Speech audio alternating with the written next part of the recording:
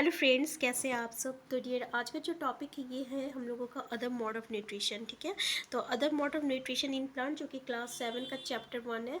तो यहाँ पे जो है हम लोग क्लास 6, 7, 8 से लेकर 10 तक का जो एनसीईआरटी की बुक को हम लोग यहाँ पे डिस्कस करेंगे। इसकी एक एक पॉइंट को डिस्कस करेंगे। और डियर, अगर आपका मोड जो है इंग्लिश से है तो ये इस प्लेटफॉर्म में जो है हम लोग इंग्लिश का एनसीईआरटी को यहाँ पे कंप्लीट करेंगे। तो स्टार्ट करते हैं डियर आज का क्लास। तो चलिए देखिए, other mode of nutrition in plant. इससे पहले देखिए हम लोग की न्यूट्रिशन था क्या। तो न्यूट्रिशन जो था ना, एक तरह का प्रोसेस है जिससे कि हम लोग खाना को खाते हैं, यानी इनटेक ऑफ फूड, और उस फूड का यूटिलाइजेशन हो रहा बॉडी में। ठीक है, तो इसी प्रोसेस को हम लोग न्यूट्रिशन कहते हैं। अब डियर, ये न्यूट्रिशन का मोड ऑफ न्यूट्रिशन था, क्या क्या था। तो एक था आपका ऑटोट्रॉपिक मोड ऑफ न्यूट्रिशन, ठीक है, और एक है आपका हेटरोट्रॉपिक मोड ऑफ न्यूट्रिशन। तो देखिए, ऑटोट्रॉपिक मोड ऑफ न्यूट्रिशन में क्या होता था कि प्लांट जो है अपना खाना खुद बना रहा था। Plant prepare their food by themselves. अब कैसे बना रहा था, तो उस प्रोसेस को हम लोग क्या कहते हैं, फोटोसिंथेसिस कहते हैं ना। फोटोसिंथेसिस में क्या होता है कि प्लांट जो है कार्बन डाइऑक्साइड और वाटर के और आपका क्लोरोफिल के प्रेजेंस में और सनलाइट के प्रेजेंस में ये क्या बना रहा था, कार्बोहाइड्रेट बना रहा था, और क्या रिलीज कर रहा था, ऑक्सीजन रिलीज कर रहा था। ठीक है ना, तो इसको हम लोग क्या कहते हैं, फोटोसिंथेसिस कहते हैं, जो कि ऑटोट्रॉपिक मोड ऑफ न्यूट्रिशन में होता है। अब दूसरा मोड ऑफ न्यूट्रिशन में क्या आ गया, आपका हेटरोट्रॉपिक मोड ऑफ न्यूट्रिशन।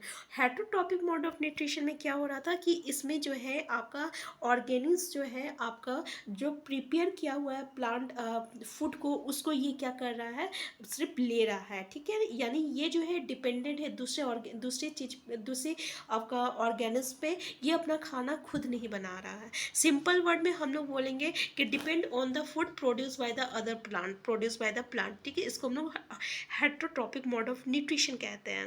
अब डियर, यहाँ पे देखिए एक वर्ड आता है होस्ट, कि ये होस्ट क्या होता है। ठीक है, तो जैसे कि यहाँ पे अगर हम लोग एक प्लांट देखते हैं, ये आप देख रहे हैं, ये एक ग्रीन प्लांट है। ठीक है, और इसमें आप देख रहे हैं ये जो पीला पीला जो आपका लत टाइप का है, ये जो है आपका अमर बेल, जिसको हम लोग कस्क्यूटा प्लांट कहते हैं। ठीक है, अब ये जो अमर बेल और कस्क्यूटा प्लांट जो है ना, इसमें जो है क्लोरोफिल प्रेजेंट नहीं रहता है। तो जब इसमें क्लोरोफिल नहीं है, तो याद रखिएगा, अमर बेल में क्लोरोफिल नहीं है। अगर ये क्लोरोफिल नहीं है, इसका मतलब ये खाना खुद से बना नहीं रहा, तो ये दूसरे पे डिपेंड रहेगा। ठीक है, किस पे डिपेंड रहेगा, दूसरों पे डिपेंड रहेगा।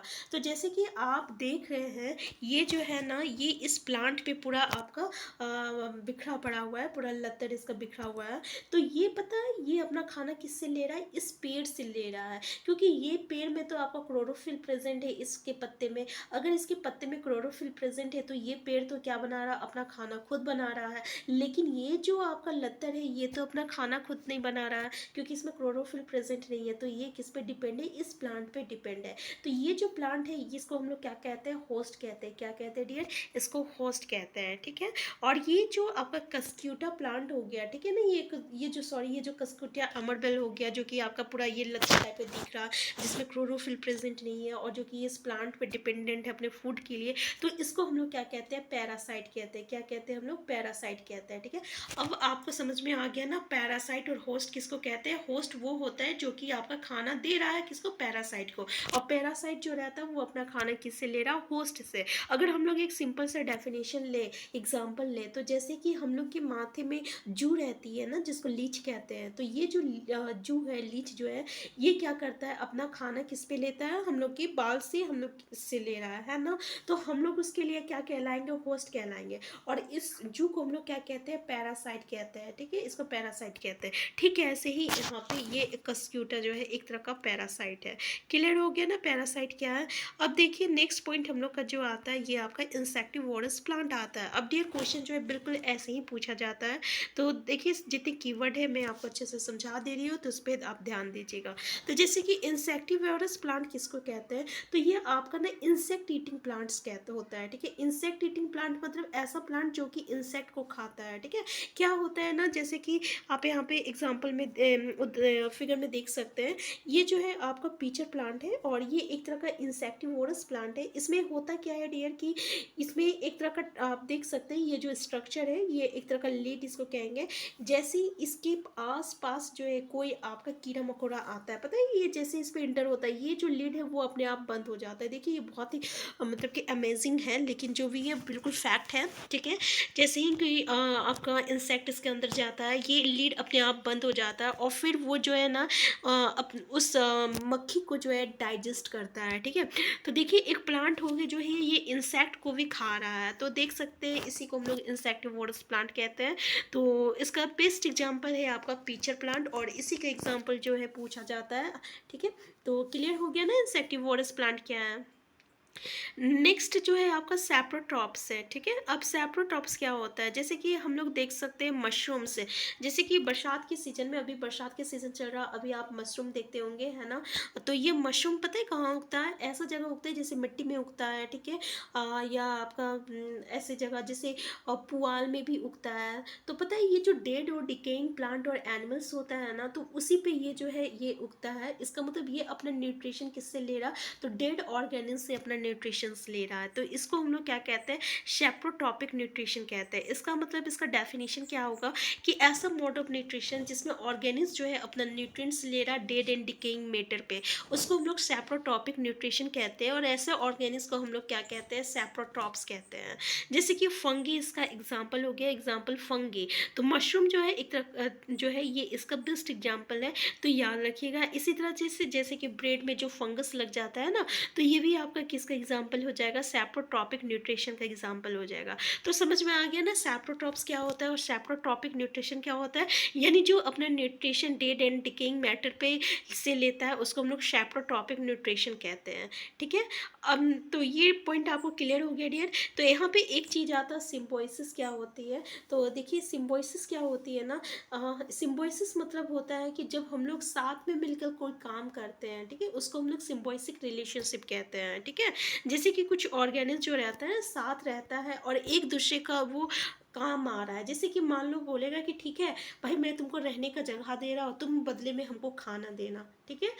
अगर हम अपने घर पे किसी को लाएंगे, बोलेंगे देखो हम तुमको ये मेरा घर है, ये यहाँ पे हम तुमको रहने का जगह दे रहे हैं, बदले में तुमको क्या करना है कि मैं काम नहीं कर सकता, मेरे लिए तुमको खाना पकाना है, खाना बनाना है और खाना तुमको ला के देना है।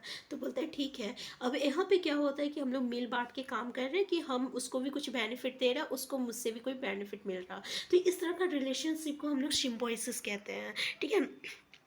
अगर हम लोग इसका सिंपल सा बात करें तो डियर ये रिजोबियम, देखिए ये जो है आपका नेक्स्ट टॉपिक जो है how nutrients are replenished in the soil.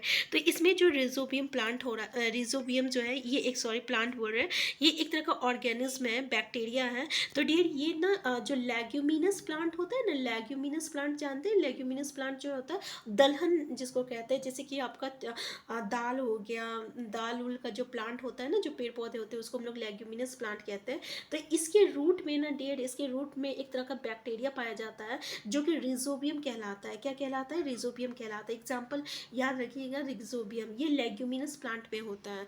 ये क्या करता है, देखिए प्लांट जो रहता है ना ये डायरेक्टली नाइट्रोजन को कंज्यूम नहीं करता है। क्वेश्चन ये भी आता है क्या प्लांट जो रहता है एटमॉस्फेयर से डायरेक्टली नाइट्रोजन को कंज्यूम कर रहा, तो नहीं भाई ये डायरेक्टली नाइट्रोजन को कंज्यूम नहीं करता है। तो ये जो तब क्या होता है ना कि ये जो रिजोबियम बैक्टीरिया जो है ना, ये क्या करेगा आपका एटमॉस्फेयर से नाइट्रोजन को कंज्यूम करता है और उसको कन्वर्ट कर देता है नाइट्राइट और नाइट्रेट में। किस में कन्वर्ट करता है, नाइट्राइट और नाइट्रेट में कन्वर्ट करता है। क्लियर है ना। तो इस तरीके से ये दो फॉर्म में कन्वर्ट कर दे रहा और फिर प्लांट जो है उसका जो कन्वर्जन रूप रहता है नाइट्रेट और नाइट्राइट, उसको ये कंज्यूम कर रहा। अब देखो रिजोबियम भी प्लांट का हेल्प कर रहा है ना, वो क्या कर रहा है, नाइट्रोजन दे रहा है, क्योंकि प्लांट को नाइट्रोजन की ज़रूरत है। और बदले में क्या मिल रहा है रिजोबियम को, तो उसको घर मिल रहा है, इसका रूट में इसको रहने का जगह मिल रहा है। तो देखो इन लोग का रिलेशनशिप कैसा कहलाएगा, सिम्बोसिस रिलेशनशिप कहलाएगा, ठीक है ना। तो ऐसे ही यहाँ पे एक एग्जाम्पल दिया हुआ है, जैसे कि अगर ऑर्गेनिज लीचिंग्स की बात करें हम लोग,